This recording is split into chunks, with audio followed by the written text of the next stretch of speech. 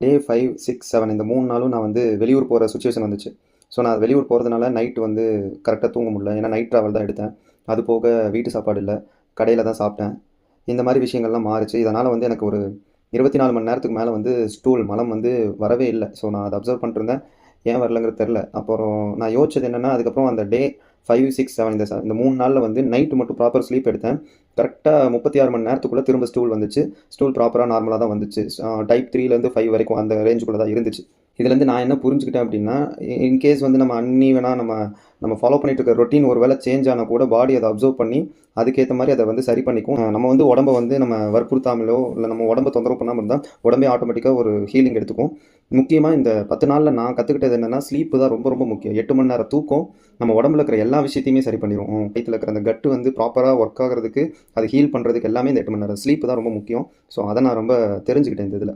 அப்புறம் டே 8 டூ 10 8, 9, 10 இந்த 3 நாளும் ரெகுலரா ரொட்டீன் ஆரம்பிச்சிருச்சு. காலையில எந்திரிப்பேன், தண்ணி குடிப்பேன். ஸோ ஆட்டோமேட்டிக்கா வந்து காலையில ஒரு 11, 12க்குள்ள எப்படி இருந்தாலுமே ஸ்டூல் வந்துரும். அது ஒரு நாள் விட்டு ஒரு நாள் மாறும். அது நம்ம முன்னாடி நாள் எடுத்துக்கிற சாப்பாடு பொறுத்து அது மாறும். ஸோ ரெகுலர் ஆயிருச்சு. இன்னைக்கு வந்து டே 13 போயிட்டுருக்கு. ஸ்டில் நான் அப்சர்வ் பண்ணிட்டு தான் இருக்கேன். இத பத்தி நான் வந்து ஒரு 13 நாள் அப்சர்வேஷன்ல நான் என்ன எக்ஸ்பீரியன்ஸ் பண்ணேங்கிறத ரீல்ஸா போட்டு என்னால வந்து ஃபுல்லா கவர் பண்ண முடியாது. ஸோ அதனால ஒரு லைவ் வரலான்னு இருக்கேன்.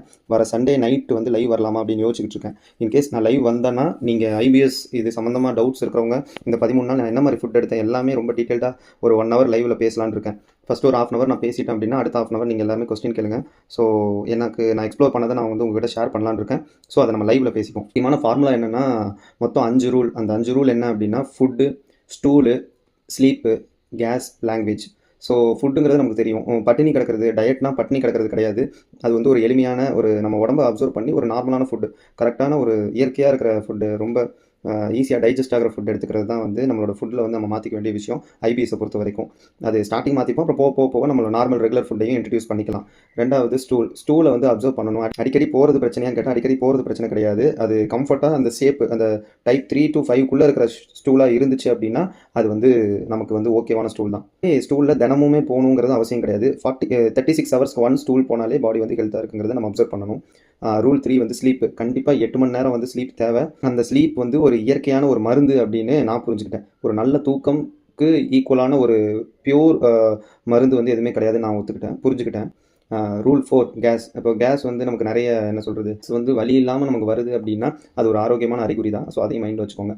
அடுத்து வந்து லாங்குவேஜ் ரொம்ப ரொம்ப முக்கியம். ஐபிஎஸ்ன்னு ஒரு அச்சுறுத்தல் வார்த்தை மாதிரி நம்ம வந்து சொல்ல ஆரம்பிச்சோம்னா, அப்படி டேஞ்சர் அப்படிங்கிற மாதிரி நம்ம யோசிக்க ஆரம்பிச்சோம்னா, மைண்டுக்கு ஆட்டோமேட்டிக்கா ஸ்ட்ரெஸ் இன்க்ரீஸ் ஆகும். இப்போ நிறைய வந்து நம்ம லைவ்ல பேசுவோம். நீங்களும் கமெண்ட் பண்ணுங்க. சண்டே ஆர் சாட்டர்டே எப்போ லைவ் வரணும்னாலும் நான் டைம் பார்த்துட்டு ஈவினிங்ல நான் வரேன்.